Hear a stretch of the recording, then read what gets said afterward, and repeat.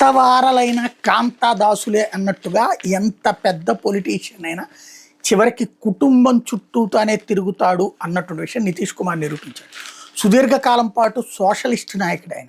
Socialist party నాయకుడు అన్నటువంటి కారణంగానే లాలూ ప్రసాద్ కూడా సోషలిస్ట్ నాయకుడే. అవినీతికి వ్యతిరేక పోరాటాలు చేసినట్టు సోషలిస్ట్ నాయకులు తర్వాత అవినీతి వరులు అవుతారనడానికి సాక్ష్యం ములాయం సింగ్ కొడుకును వీళ్ళు. అట్లాగే ఒకప్పుడు ఇందిరాగాంధీ లేకపోతే రాజీవ్ గాంధీ వీళ్ళు ఎందుకు వ్యతిరేకించారంటే వారసత్వ రాజకీయాలని చెప్పేసి. తీరా చూస్తే ఇప్పుడు వీళ్ళు చేస్తున్నది వారసత్వ రాజకీయాలే. ములాయం సింగ్ కొడుకే కదా వచ్చింది. ఇప్పుడు నితీష్ కుమార్ అయితే అట్లా కొడుకు కాకుండా ఇంతవరకు అనుకుంటే ఇప్పుడు సొంత కొడుకుని రాజకీయం కోసం తన ముఖ్యమంత్రి పదవినే త్యాగం చేస్తున్నాడు.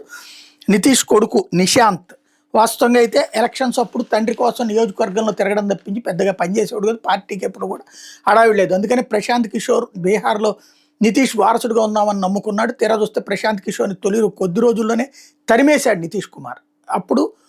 ఇప్పుడు అర్థమవుతున్నది ఏంటంటే తన కొడుకుకి కాకుండా పీకేని వారసుడిగా చేసుకోవడానికి ఇష్టం లేకనే తరిమేశాడు అన్నది అర్థమవుతుంది. ఇప్పుడు తన సీఎం పదవి త్యాగం చేసి తన కొడుకు డిప్యూటీ సీఎం ఇప్పించి అతని రాజకీయ భవిష్యత్తు కోసం రాజ్యసభ తీసుకుని వెళ్ళడానికి సిద్ధపడ్డాడంటే బీహార్ రాజకీయంలో ఇంతవరకు ఈ కుటుంబ కుల రాజకీయం ఇప్పుడు లాలూ ప్రసాద్ని ఎంతవరకు ఏం తిడతా వచ్చేవాడినా కుటుంబం కోసం కుటుంబం కోసం కుటుంబం కోసం అని ఇప్పుడు తన దగ్గర ఏం తక్కువ కాదని నిరూపించుకున్నాడు.